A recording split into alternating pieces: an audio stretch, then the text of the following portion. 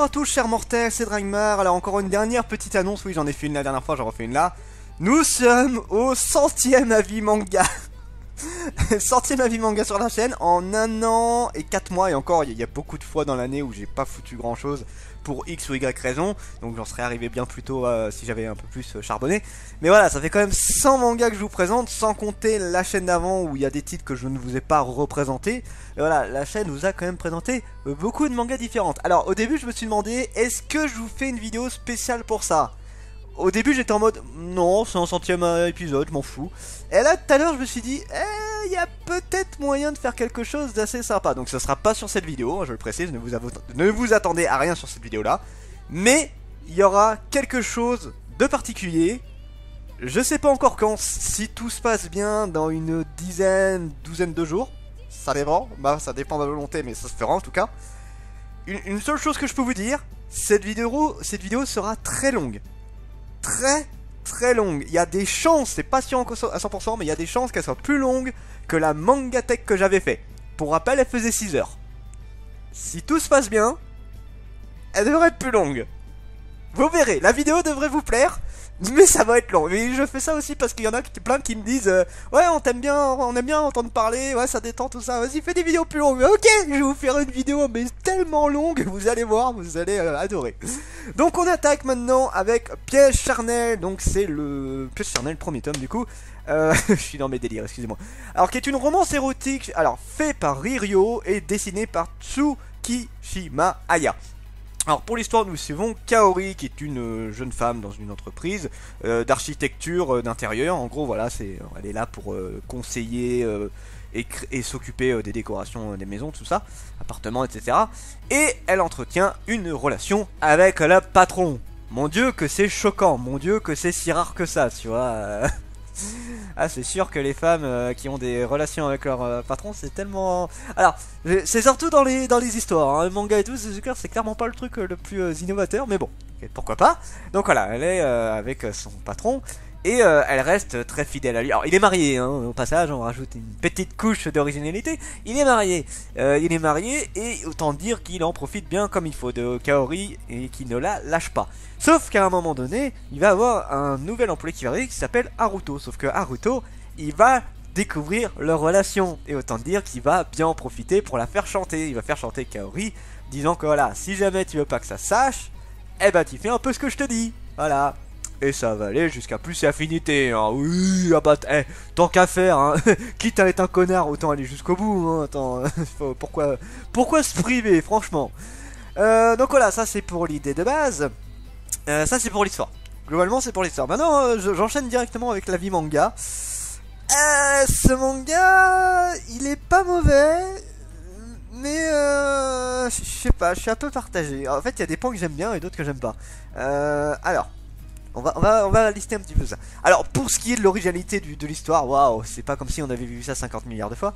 Mais bon, ça, à la limite, pourquoi pas. De toute façon, encore une fois, un sujet peut être relancé 50 milliards de fois tant qu'il y a une touche d'originalité. Là, c'est pas trop le cas, je trouve. Disons que c'est encore une fois, voilà, quelqu'un qui découvre le secret et qui en profite. Ouais, c'est rien d'exceptionnel à mon goût. Là, le truc qui est sympa. On va parler des points négatifs déjà.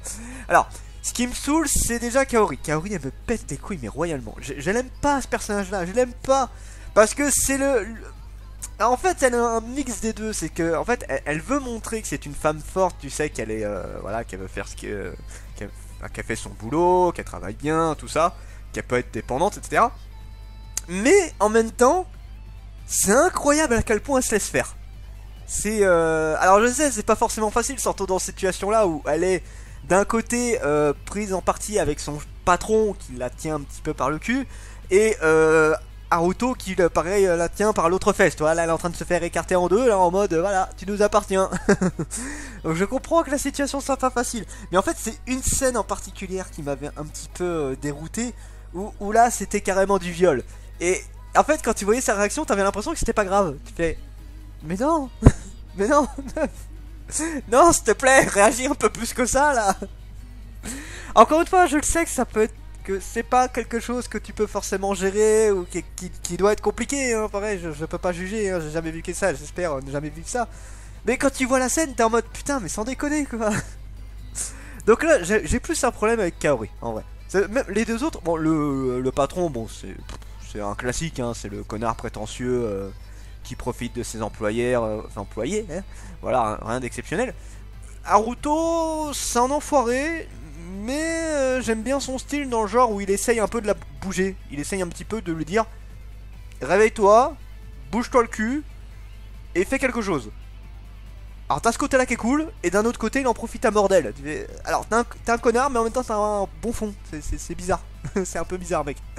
Donc voilà, pour ce qui est des personnages, c'est mitigé. Pour ce qui est après du cheminement de l'histoire, j'ai pas grand chose à dire, hein. Ça s'enchaîne plutôt bien. C'est plutôt agréable à voir. Mais je dis, c'est vraiment le compromis de la jeune fille, vous savez, qui est vraiment extrêmement... Enfin, qui essaye d'être forte, mais en même temps, qui l'est pas spécialement quand il s'agit du sexe. Hein. Quand il s'agit du sexe, elle est complètement vulnérable. Totalement vulnérable. Et ça me fait un peu mal au cul, toi, ce truc-là. Alors, j'ai perdu le nom, mais il y avait un autre manga qui était un peu dans ce style-là. J'ai totalement perdu le nom. C'est un manga pareil érotique où là c'était une femme qui travaillait énormément, qui arrivait pas à trouver un petit ami et qui va en trouver un qui va être juste son sex friend en gros quoi. Et je trouvais son personnage beaucoup mieux travaillé que celui-là parce que ça ressemble, hein, ça ressemble beaucoup plus. Ça m'énerve de pas retrouver le titre, du manga en question.